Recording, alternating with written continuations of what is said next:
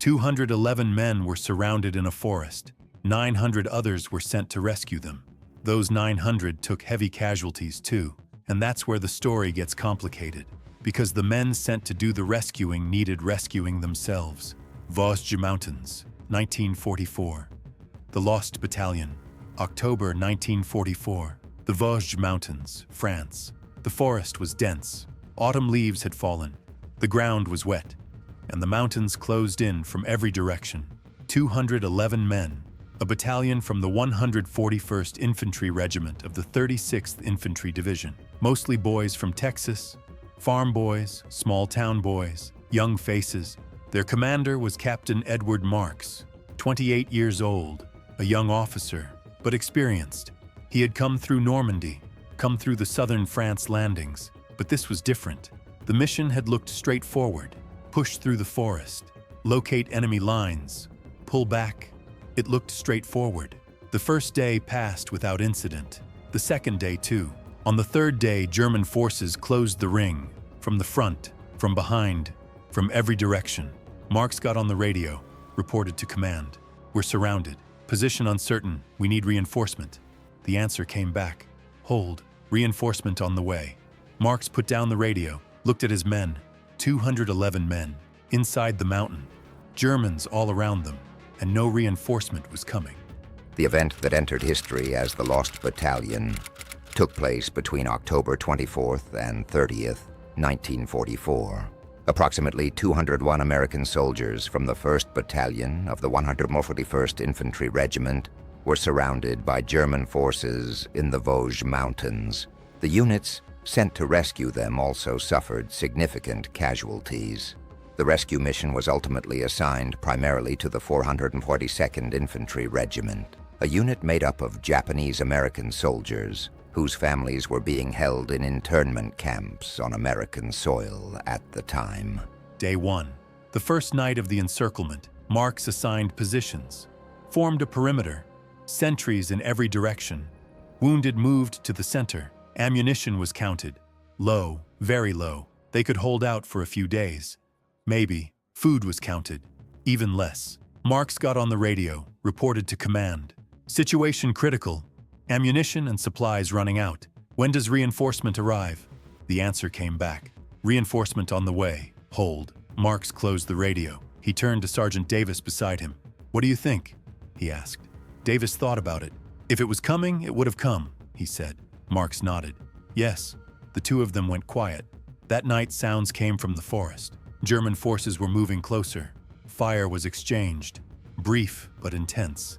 Then silence. When morning came, 2 men were missing. Marks counted. 209. Still no reinforcement. Day 2 began. The terrain in the Vosges Mountains made American rescue operations extremely difficult. The dense forest canopy neutralized air support. Narrow mountain roads prevented the use of armored vehicles. German defensive lines controlled every passage point. The units sent to break through suffered heavy casualties as a result. The command's order to hold was a tactical necessity, but for those 201 men that order grew heavier. Day 3. Marks had to make a decision. Ammunition was at a critical level. Food had nearly run out. The wounded were mounting, and still no reinforcement. 2 options. First, wait. Wait for reinforcement to arrive. Follow the hold order. Second, try to break out. Push through the German lines. Maybe some of them make it. Maybe none of them do. Marks gathered his officers, talked it through. Briefly, Lieutenant Harris spoke up. "If we try to break out, we lose half of them. If we wait, we could lose all of them." Marks looked at him. "And if reinforcement comes?" Harris stayed quiet. He had no answer. Marks picked up the radio. One last time. "Situation critical. Ammunition nearly gone. Casualty count rising. We may have to attempt a breakout. Do we have authorization?" The voice came back. "Negative. Hold. Reinforcement is coming." Marks closed the radio. He would hold. He turned to his men. "We're holding," he said. "Reinforcement is coming." Davis looked at him. "Do you believe that?" Marks paused for a moment. "I have to believe it," he said. "I don't have another option." And he waited. 211 men, the Vosges Mountains, and somewhere in the distance a regiment moving toward them. They didn't know it yet, but that regiment was different. Very different. With every hour that passed, Marx's decision to hold was tactically sound. Attempting to break through German lines would have been extremely dangerous for a small surrounded unit. Waiting required physical and psychological endurance. The command's promise of reinforcement was real, but Marx had no way of knowing yet what form that reinforcement would take. The 422nd Infantry Regiment was already moving, arguably the most remarkable unit in the American Army. Day 4, the hardest day. The Germans attacked in the morning. Full force, from every direction. Marx ran to every point on the perimeter. The left flank was weakening. He sent men there. The right flank had run out of ammunition. He spread what little remained. The wounded were crying out. The medic was running. The fighting moved through the trees. Visibility dropped to 20 meters at times. Nobody was sure who was where. Davis came to Marx. His face was bloody. He had taken a round in the shoulder. "Left flank is holding," he said, "but not for long." Marx looked at him, looked at the shoulder. "Get back," he said. "No," Davis said. Marx didn't argue. No time. They stopped the assault, at heavy cost, but they stopped it. When evening came, Marx counted 189, 22 men gone that day. Marx got on the radio. "Situation critical, 22 casualties. Ammunition effectively gone. Where is the reinforcement?" The answer came back. "Tomorrow. Hold." Marx put the radio down, looked at it for a long time, then picked it up.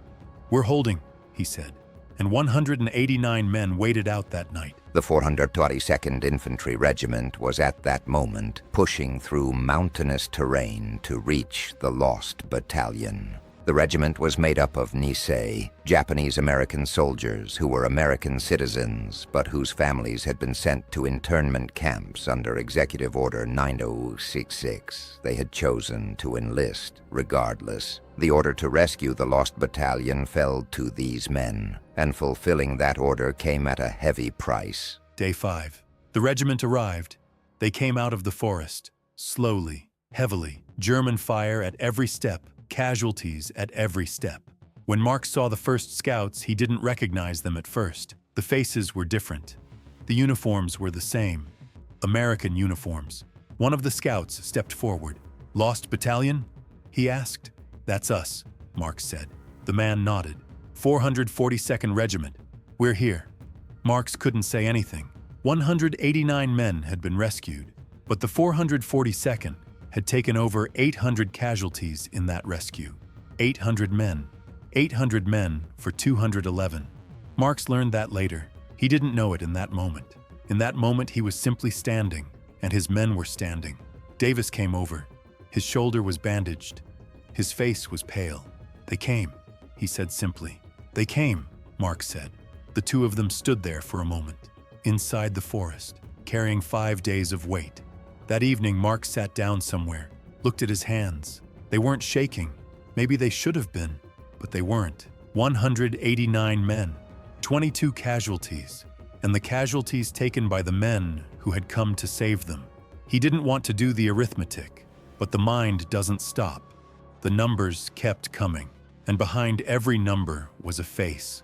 The 442nd Infantry Regiment suffered approximately 800 casualties in the Lost Battalion rescue operation. That number far exceeded the 211 men who were saved. Historians continued to debate this ratio. Some question the decisions made at the command level, while others argue there was no alternative given the circumstances. The 442nd became the most decorated and most heavily casualties American unit of the entire war. This paradox represents one of the most difficult pages in American military history. The war ended. Everyone went home.